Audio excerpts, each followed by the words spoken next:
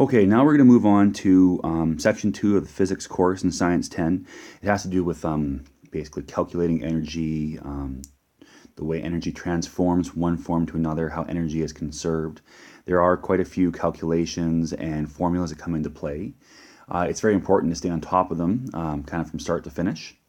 And eventually what you're going to see is we're going to start building on ourselves here. So for example, today we're going to look at potential energy.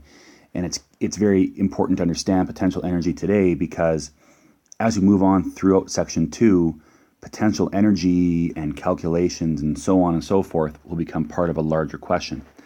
The learning objectives today are students will learn about the concept of potential energy. You'll learn about how to calculate potential energy due to gravity on Earth. This is a big deal for this course. And you should read pages 164 to 170 for some background knowledge. So what is potential energy? Potential energy is energy that has the potential to do work. The best way to think of this is, well, there's 3 kinds. They talk about them in your book, and you have gravitational, elastic, and chemical. Think of gravitational energy. Now, we're talking about potential. You see, when you raise an object above the ground, what's always pulling down on it? Gravity. So when you pull an object off the ground, it has the potential to fall. So the further you bring an object up above the ground, the more potential energy you are giving that object. So for example, this person is over here, is on the diving board.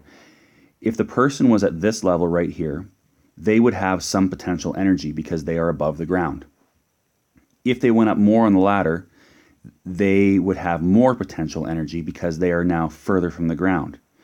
If you're at the top of the diving board, or the slide, I suppose, that would be your point of greatest potential energy because you have moved the furthest distance away from the ground or the water, and this gives you the maximum amount of distance for gravity to pull you down.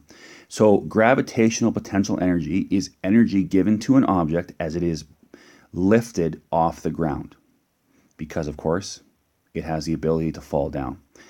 Elastic potential energy, I would think of that one. Think of a classic slingshot, for example. You put the object in the slingshot itself and you pull it back. And as you pull it back, you're adding potential energy to that system because if you let it go, we know what's going to happen. It's going to fly out. The object's going to travel out at a pretty good speed. Again, the further you pull back on the slingshot, that's more potential energy into the system. Okay, it has the potential to do work. Chemical energy, there's a whole bunch here. Chemical energy could be food or gas. For example, when you go, if you have most of you have probably done this, you go to the gas station and you fill the gas tank with gas. Now, the gas itself, just sitting in a tank, doesn't really do too much for your car, but that's the potential energy. It has the potential to do work. So when you fill your car with gas, you are adding potential energy because later on, that energy can be used to do something useful. Now this gravitational potential energy, this is the main area we're going to focus on in this course. I want you to know that this is the main formula right here. It's EP, so energy, I always find that confusing. EP stands for energy potential, equals mass times gravity times height. Now, there are a few things you should know right here. Mass is always measured in kilograms. If it is not, you have to convert it to kilograms. And that's why I put down here, watch for conversions. I'm going to leave the G for a second. So we have mass is always in kilograms. Height is always in meters. The G has to do with acceleration due to gravity. Now that is a given value. You look over here to the left. Gravity is always 9.81 meters per second squared. So when you are calculating potential energy, that value is given to you. It simply is 9.81 meters per second squared. It's an acceleration value, and it's always in this formula.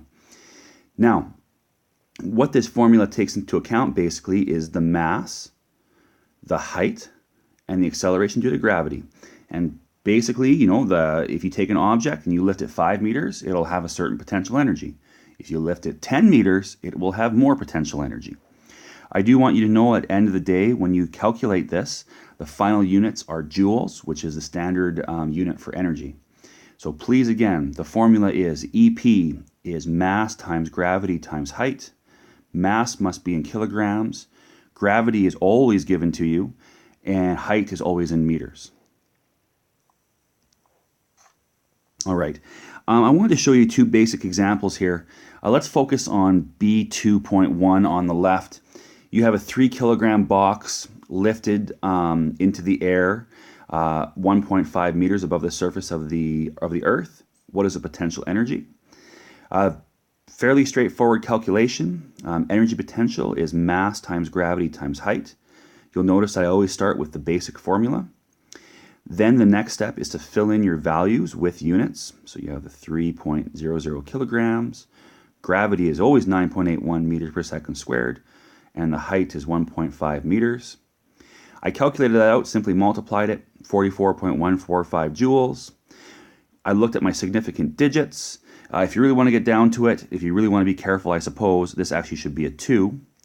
I wouldn't have too much of a headache over that, but the point is it's 44. It should have 3 significant digits, okay? Now, if you round this, you see the 5, we'll round this up to a 5, and if this is a 5, it would round this to a 2. Now, that's pretty easy. That's as basic as it gets. On the right-hand side, which is B2.2, you're going to notice something different. What they've done here is they've given you the energy potential, and they want you to calculate something else. So what I'm going to do is I'm just going to just erase this where we have a little bit less confusion, and I'll show you what we're looking at. You see, it looks like a lot of writing, but I mean, you'll get used to this as time goes on. But let's look what we have here. I started off with the regular formula, so I have EP equals mgh. Have to start there. Then I inputted my values. I know the energy potential value is 5.43 times 10 to the 3 joules. I have my mass, I have my acceleration due to gravity, and my height.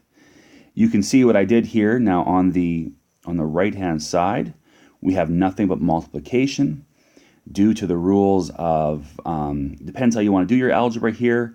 We have to kind of do division to undo that. So first thing I did is I multiplied the 55 and the 9.81 together, and that gave me 539.55, and that is still multiplied by height.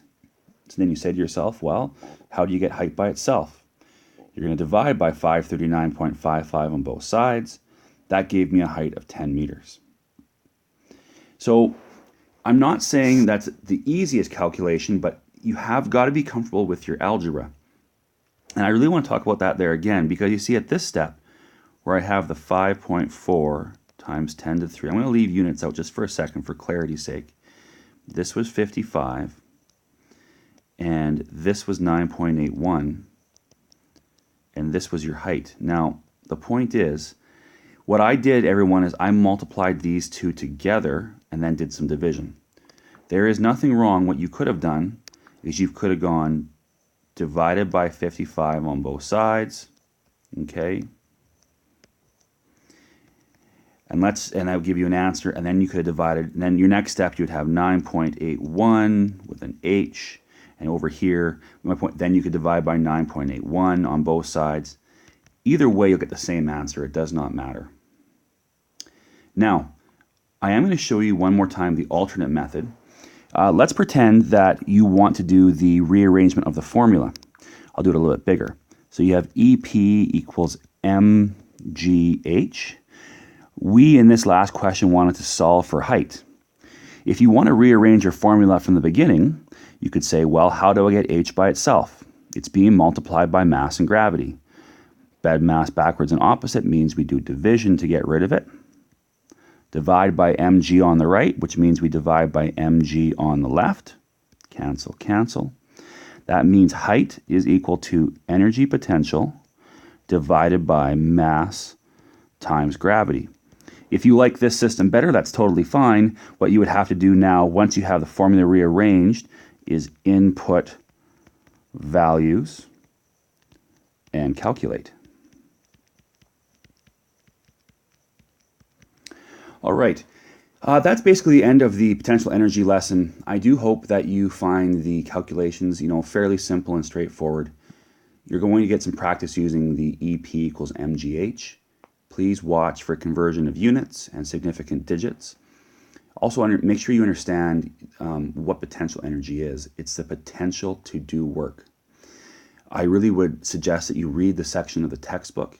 And again, like I said, do the practice questions and really cement your understanding of potential energy.